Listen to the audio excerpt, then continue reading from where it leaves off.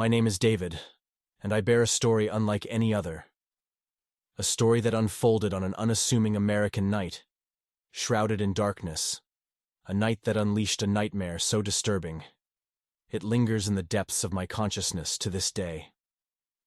As I recount this tale, the weight of the past bears down on me, for it was an experience that sounded so real, it defies reason and haunts my very soul.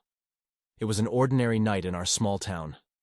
A night when the moon remained hidden behind a thick blanket of clouds, the stars swallowed by an impenetrable darkness.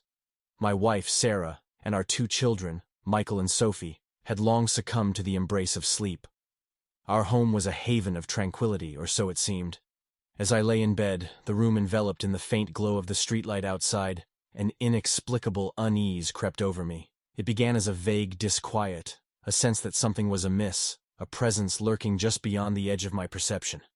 I tried to attribute it to the everyday stresses of life, but the unease persisted, growing more potent by the minute.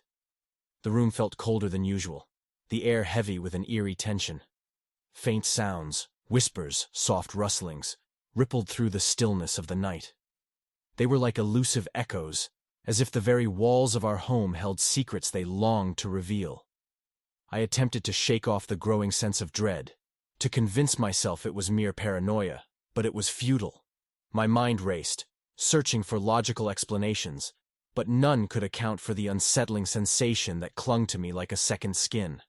Then, I heard it, a sound so faint, it might have been the mere creaking of the house settling, but I knew better. The sound emanated from the hallway, the floorboards creaking beneath a presence that remained hidden from view. My heart quickened, and I strained to listen, my senses sharpened by fear. Someone, or something, was in our home. My gaze was drawn toward the bedroom doorway as if compelled by an invisible force. In the dim light filtering through the curtains, I saw a figure, a silhouette so unnatural, so unsettling, it defied comprehension. It moved with an eerie, almost ghostly grace, its form a grotesque distortion of reality. Fear rendered me silent, paralyzed, unable to alert Sarah to the presence that had invaded our sanctuary. The room grew colder still, the temperature plummeting inexplicably. The figure's features remained concealed, shrouded in shadow, but its eyes, a malevolent shade of crimson, gleamed with an otherworldly light. I felt a malevolence, an oppressive force that seemed to emanate from its very being. And then, it spoke. A whisper, soft and sinister, a voice that slithered through the air like a serpent. "I've come," it hissed, its words laced with an icy malice. "For you." The figure advanced, drawing closer to the foot of the bed. Its movements were fluid, its presence a grotesque distortion of the world as I knew it. I was trapped, ensnared in a web of fear, unable to move, to defend myself against the encroaching darkness. As the figure loomed over me, the room itself seemed to warp and contort, as if reality itself was unraveling. The world dissolved into a nightmarish tableau, a twisted reflection of our once peaceful home. In the darkness, I heard the voices of my family, Sarah, Michael, and Sophie, cries of agony that filled the air, mingling with the haunting whispers of the figure.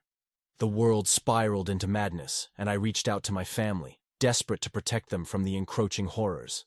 But my hands passed through their forms as if they were mere phantoms, their anguished cries echoing in my ears. And then, with a final, bone-chilling whisper, the figure leaned in close, its eyes locking onto mine. "Join us," it hissed, and darkness swallowed me whole. I awoke with a start, my heart racing, my body drenched in sweat. The morning sun streamed through the curtains, dispelling the night's terrors, but the weight of the nightmare lingered. It had all been a dream, a fevered delusion, or so I told myself.